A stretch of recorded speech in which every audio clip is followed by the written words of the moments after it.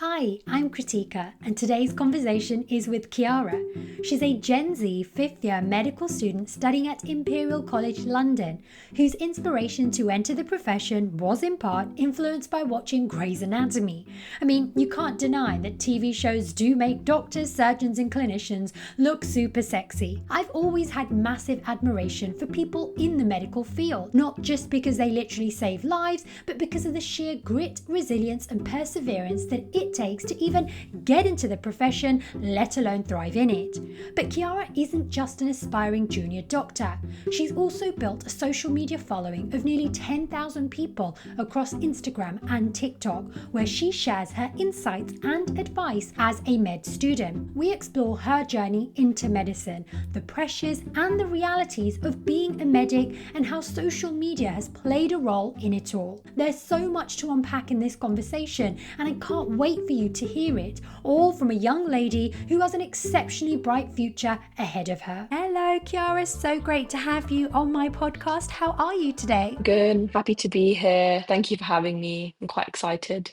It's a new thing for me. I'm really excited to hear about you and your journey because you've got quite an exciting one. You're in the medical profession. So I'm going to kick off by asking, was being a doctor or being part of the medical profession something you really wanted to do? I think I decided at like 14 after watching Grey's Anatomy, if I'm honest. Or I had a feeling, okay, I want to go down something sciencey, and I was good at sciences in school. And then I really enjoyed my work experience. I was looking into like dentistry and other medical fields like pharmacy. And I did some work experience in those too, but I didn't really enjoy them as much. I had a feeling you might actually refer to one of these TV programs, like maybe Yeah, Grey's Anatomy, Scrubs, or was it Casualty in the UK they also had? yeah. I feel like there's something sexy that's portrayed about the medical profession. I don't know why they do that. It's very misleading. I think now I'm reflecting back, is nothing like that. But just the TV drama is interesting. I still watch it to this day. I've rewatched Grey's Anatomy like probably 10 billion times. I really need to get into it. I think I started season one and I didn't get very far with it, but it is something Mm. that I know my friends have watched and have said it's a really It's good so sort of addicting. series. There's so many seasons. There's like, I think it's like 20 seasons and it's still going. You mentioned that you were influenced by watching things like Grey's Anatomy, but was there anyone else, like in your family, doctors around you, or anybody in that space that might have influenced your decision as well? I think that from an Indian background, everyone presumes that I was forced into it. But ironically enough, I really wasn't. My mum and my dad did not care what I was going to do. They kind of just let me take my own path. I was fortunate enough in terms of work experience that my mum had some contacts who were doctors, so they were able to arrange work experience for me. And I was able to get quite a lot of insight from them. So that was kind of like a medical link through my mum.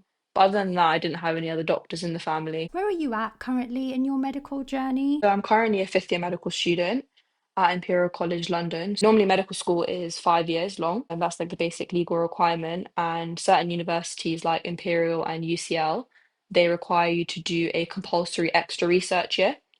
So my course is 6 years long, but I'm in my fifth year of medical school. And so I did the extra year of research, which is like a separate degree. So I come out with 2 degrees rather than if you went to just 5 years of medical school. I can imagine the process of even just getting into a medical school, especially something like Imperial, must have been quite a grueling process. What was that like? If I'm honest, it was the most like draining process. I think it's probably even more competitive now, but the competition ratios and the stuff, the side things you have to do, it's just crazy. And like also there's a lot of pressure because I feel like, especially if you want to get in first time round, that's not always the case. It's very common for people have it to like take years out, get more clinical experience, even sometimes reset their A levels to get their initial application. It's not common to get in first time round. The current situation is you obviously have your A levels and GCSEs. Your A levels and GCSEs do have to be to quite a high standard depending on the medical school. And every medical school has got different requirements, but generally they need to be like 3 years and above and good GCSEs. And then additional to that, you have to do entrance exams. So I did two entrance exams, the BMAT and the UCAT, but now it's just this UCAT exam, and it's basically very similar to like an IQ test or like a 11 plus test that you would do in year six to get into certain grammar schools. So you basically sit this exam and you get given a score, and that score ranks you against all the other applicants. It's testing your how your brain works and how quickly your brain works essentially. And then once you've got your UCAT results and your A-level results, you then obviously formulate your personal statement. And in the UK, you're only allowed to apply to 4 medical schools, whereas a UCAS application is usually 5 universities. So you apply to 4 medical or dental schools. And then once you've done your applications and your personal statement, then you have to wait for your interviews to come in.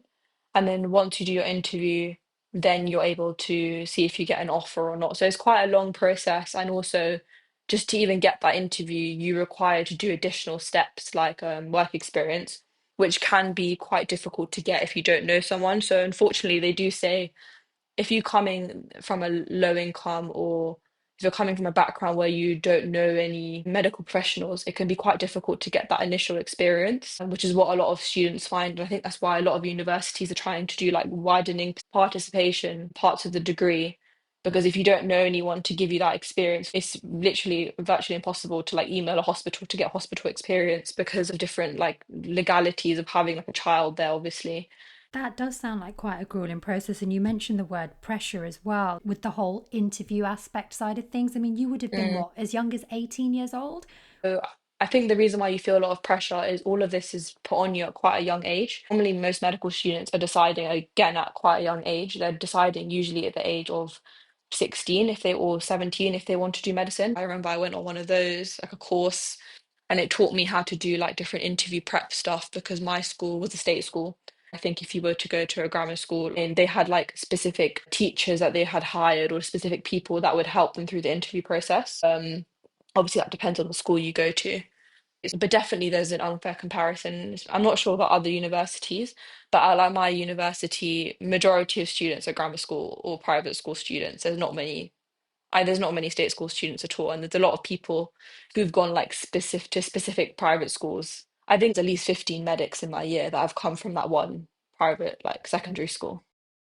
And then there's like multiple people in every year coming from that school, and there's other like girls' schools equivalents as well. Given just how intense the process is to even just get into medical school, presumably you've got to really want it to actually pursue it, because it Yeah, seems like even with the BMAT, the UCAT that you mentioned, the interview process, all the preparation that would go on behind the scenes to even prepare for that, plus you're also studying for your A levels at that time and yeah, trying to get through your exactly. studies, so you've got to really want it. I mean, now that you're nearly more than half the way through it, have there been any moments where you've thought, "Oh, this isn't for me," or maybe I shouldn't have watched too much Grey's Anatomy and gone down this route? I definitely, at the start, it is quite a drooling process. I think, like doing the interviews and doing the UCAT or BMAT or whatever you have to do, it is quite long.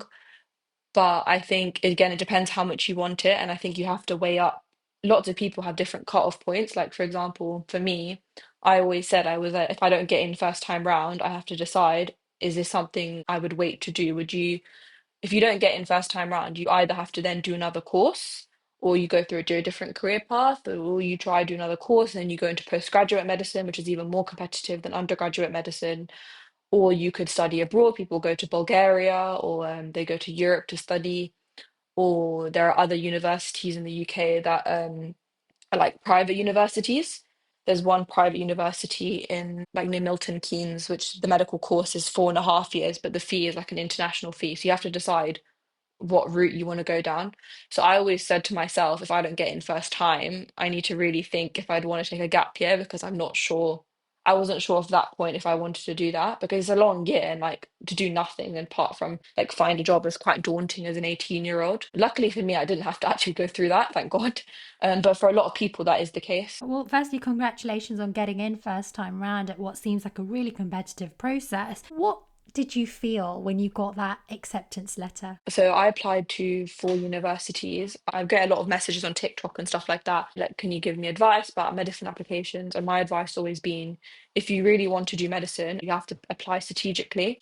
You have to look at your strengths, whether that's your grades, your personal statement, your portfolio, work experience, your UCAT even, and you have to apply to medical school specifically. So, for example, for me, my UCAT and my entrance exams and my BMAT wasn't to a very high level. So when I was looking at the medical schools I was applying to, I knew certain medical schools favor those with higher admission test scores. So if my UCAT was to an average level, it would be a waste of applying there. I think you have to manage your expectations. If you have low admission scores and not the best grades, but then you're applying to somewhere that doesn't fit with that, you have to realize you might not get an interview. So I applied strategically to the best of my ability, and with that, I got 4 interviews. I organized my interviews, so I put my Brighton and Sussex one first, and then my Lancaster one, and then Imperial. And then my UCL interview offer came quite late, so I didn't actually get that for a while, but it all staggered my interview. So, like, the most important one was lost, and that provided me with good experience throughout. So then when I got to my Imperial interview, I felt a lot more confident with it. I think my first offer was Lancaster, and that was already exciting enough. I didn't even think I would get into Imperial, to be honest. Just that was I was happy with. And then I think when I got Imperial, I think I was just in shock. I was just like, I couldn't believe it. My parents are probably very happy because I don't think they wanted me to move away from London. And obviously Imperial was very good.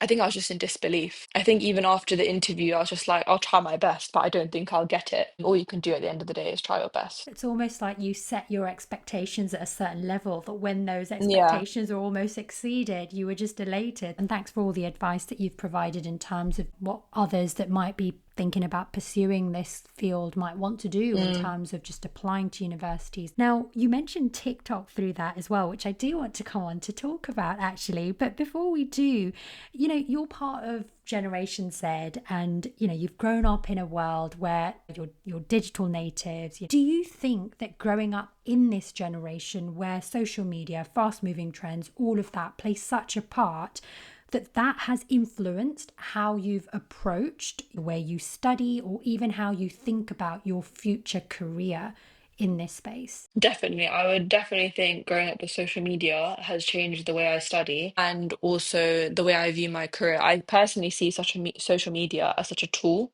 I feel like I almost regret not taking it seriously at a younger age. I feel like it's very an underestimated platform, and as time has gone on, it's becoming oversaturated, which makes it harder to get into. I definitely also use social media. There are so many different pages, or even online or Instagram and TikTok. When I'm scrolling, I can get educational videos. I think I literally got one this morning, and I just sat there watching it because it feels like you're learning something. But I think you can also fall into the trap of, like, when you have a lot of work to do, you can sit there doom scrolling, and it is like a dopamine addiction.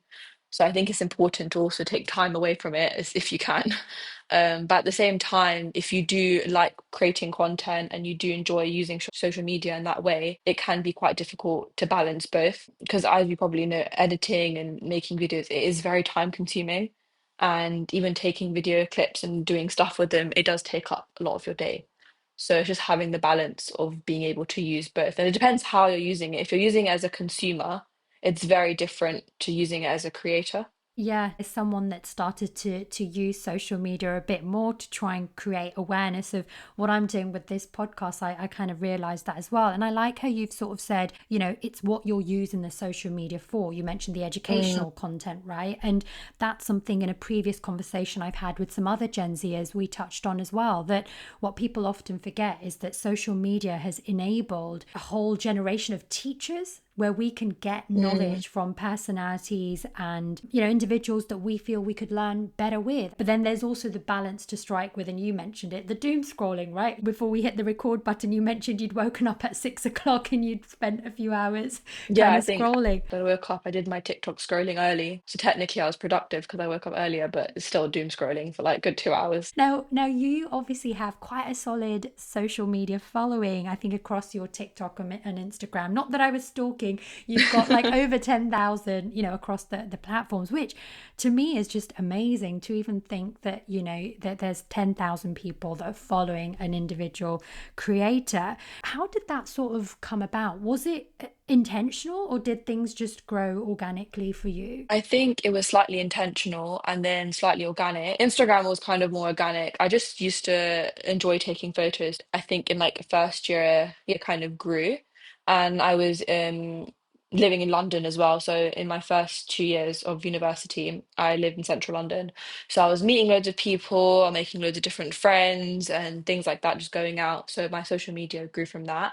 And then TikTok was a bit different. TikTok, I think grew from more of an educational side. I think I made a few videos about medicine stuff, and I grew some following from that. Recently, I realized there's definitely a lot of people who are wanting to know more about medicine and applications. So I've decided that in the next, or I'm trying to, like, I've not really uploaded any TikToks in the last like 2 weeks, but I definitely want to push that platform as well, like educational content and like lifestyle travel as well. Now, that's really interesting because I am someone that I'm not in the medical space, but Mm. I came across Ali Abdal several But years yeah, ago, and he started off, and he's huge now. He's, he's you know, huge. he's huge. He started off, I think, as a medical student at Cambridge. He used to Yeah. produce very much like how you're starting off, Kiara, producing videos that educate about the process of interviewing, getting into medical schools, and now he's in this whole new space where he has like over 4.4 Yeah, million it's like crazy. And he's it's on his book. crazy.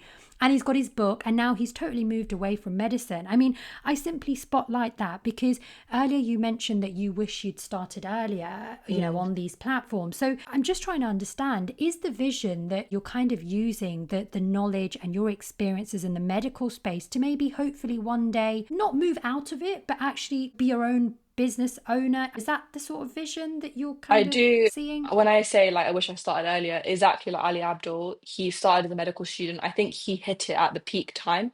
I think Ali Abdul was a student in Cambridge. I'm pretty sure when I was an A-level student because I remember watching his application videos. I wasn't applying to Cambridge or Oxford. I remember watching his videos, I think when I was in A-levels, and he hit it at the peak time because how I was watching all those YouTubers.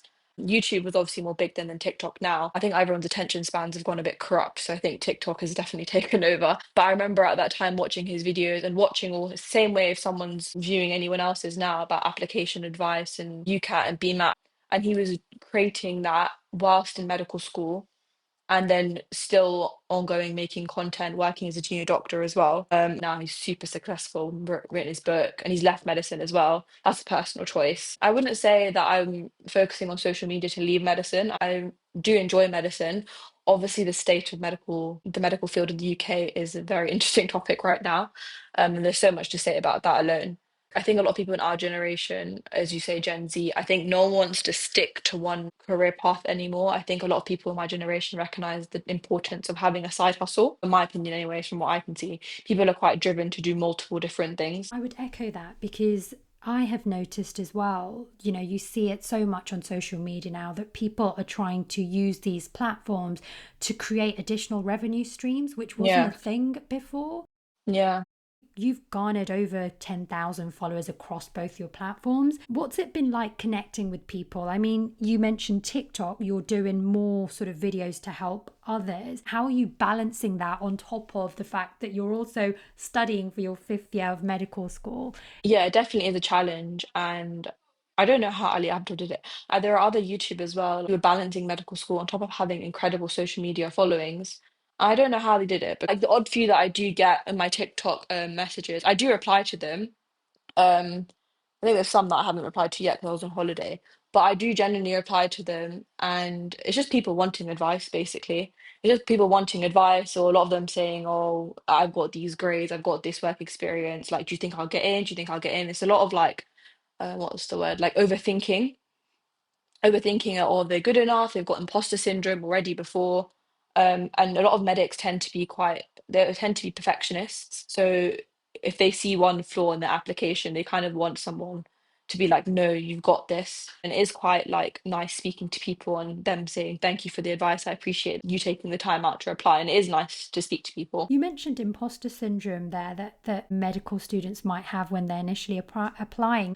I imagine that given just the intensity of even the process to get into a medical school and the grades that you need, I think earlier you mentioned it was like you need a minimum at least three A's or above.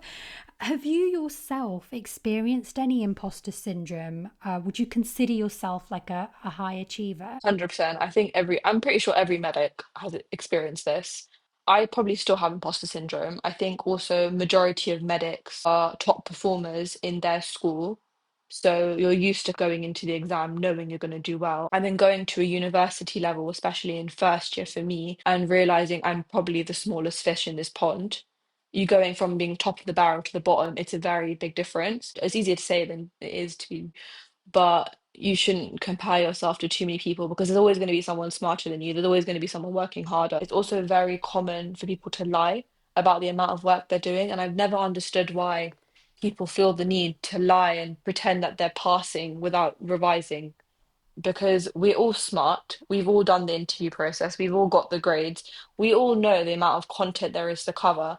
There is no way, unless you're have got a photographic memory, or even then, you're a next level genius that you're getting through, especially later on in the years, without doing any ounce of work. So when I hear people saying, "Oh, I've not even started work yet," "Oh, I haven't done this, I haven't done that," I'm like, you're just lying to my face. Medicine is like a marathon, not a sprint. You have to get used to learning little bits every day. Like I do work every day, but it's little bits. It's not me sitting in front of the screen for 5 hours. It's me doing flashcards for an hour a day and then slowly building that up as you get close to exam season. The medical profession, right? You guys are saving lives. And I remember seeing a little meme, I think it might have been on TikTok or something, where the Mm. corporate space where I work, there was something that said, "We're saving PDFs, not lives." And which That's is so funny. true, right? Which is so true. But I wonder if with the medical profession and having the weight of, gosh, you are dealing with somebody else's life here, it's a life or death situation. Uh, Have there been situations where you found yourself dealing with a real patient thinking, gosh, their life is in my hands? as a medical student, not necessarily. I obviously, every medical school is different, but at my medical school, how it usually works, and it's quite common for most, is your first 2 years of medical school are mainly lecture based, lecture, and you have anatomy labs, and you have bits and bobs of placement here and there, but it's not, it's like 1 or 2 weeks of placement, and the placement is usually focusing on your communication skills with patients and you're not really doing anything clinical. And then in third year, that was my first clinical year. So we had 3 rotations, each was 8 weeks long. One was medicine, one was surgery, and one was general practice. And in that time, you're expected to go to placement, go to the wards. We also have some sign-offs to do.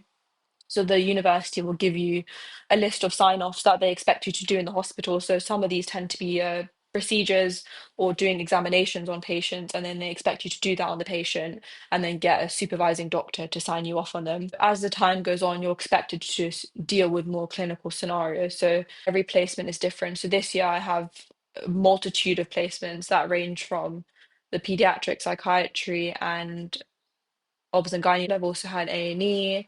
I'm currently on oncology next week. When I'm on like A&E placement, that was a placement I really enjoyed because it felt I was seeing acute situations and I made the most out of my A&E experience because I was like, this literally feels like an exam question to me. Also, a lot of these situations are probably things I'm going to have to deal with as a junior level doctor.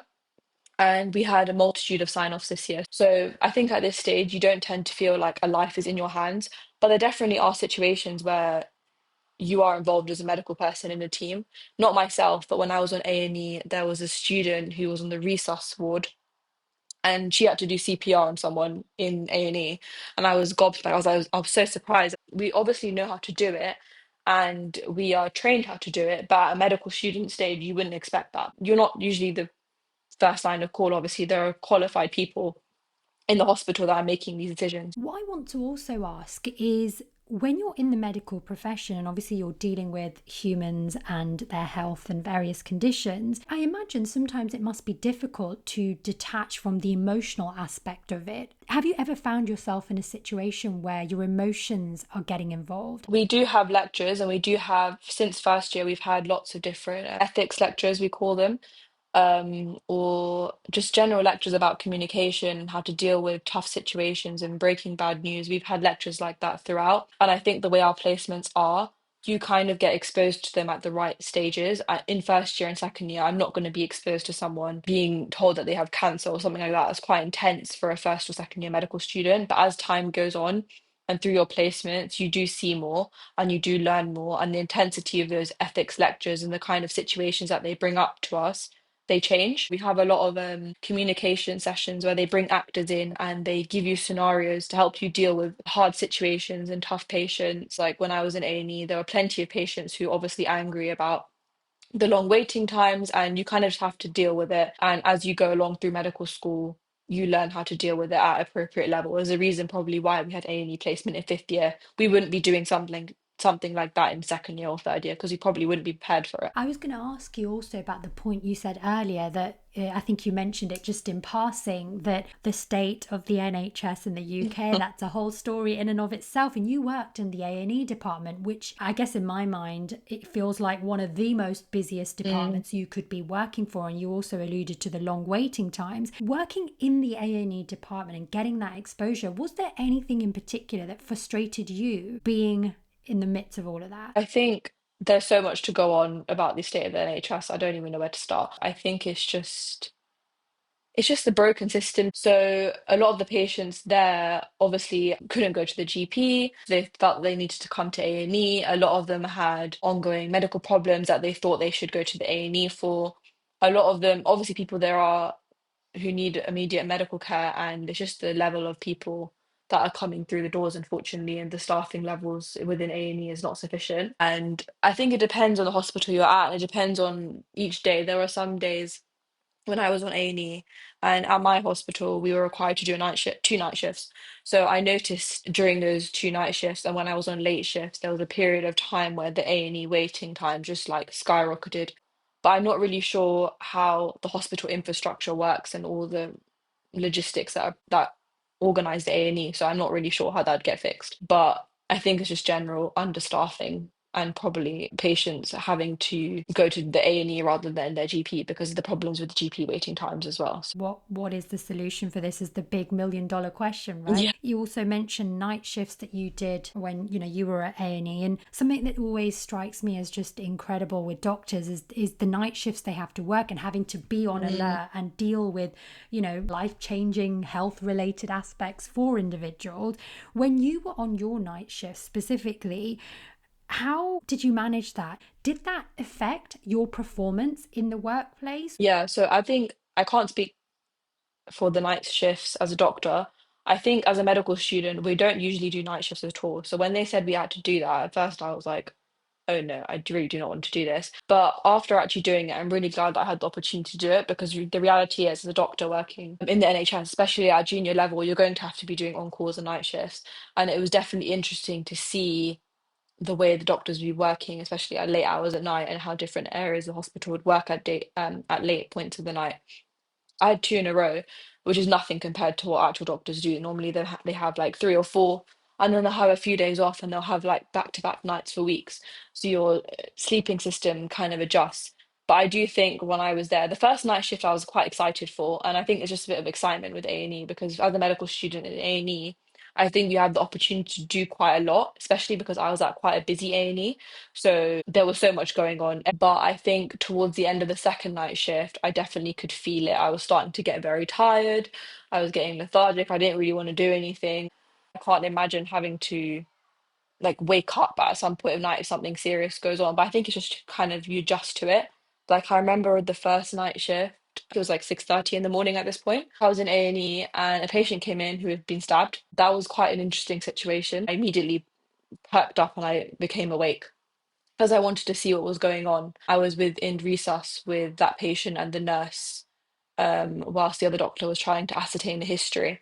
So I think it just depends each night, and obviously working as a doctor is completely different as a medical student because you have so much more responsibility and you're expected to do more. The variety of patients you must be seeing in A&E, that alone is just Mm. crazy. The stabbing, gosh, the sight of blood would just make me queasy and want to faint. So personally, well done on to all the doctors for being able to deal with that.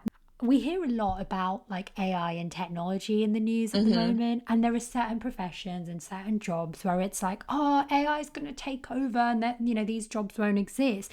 When I think about medicine and the healthcare space, it feels like we're always going to need doctors dealing with humans and their health issues. But Hmm. from your perspective, what do you think the future of healthcare looks like? Is a very big question. I think AI will definitely play a role, but I'm not sure how much of a role it will play in healthcare because of patient confidentiality. I use it in my medical school revision all the time. I literally have ChatGPT open on my laptop as we speak, and I use it a lot for revision. And I'm sure lots of people use it a lot to Google their symptoms, which I would not recommend. I think AI is not obviously 100% accurate in anything, and it kind of just mishmashes different information from the internet. So it's never completely accurate, and I would never take like direct medical advice from ChatGPT alone.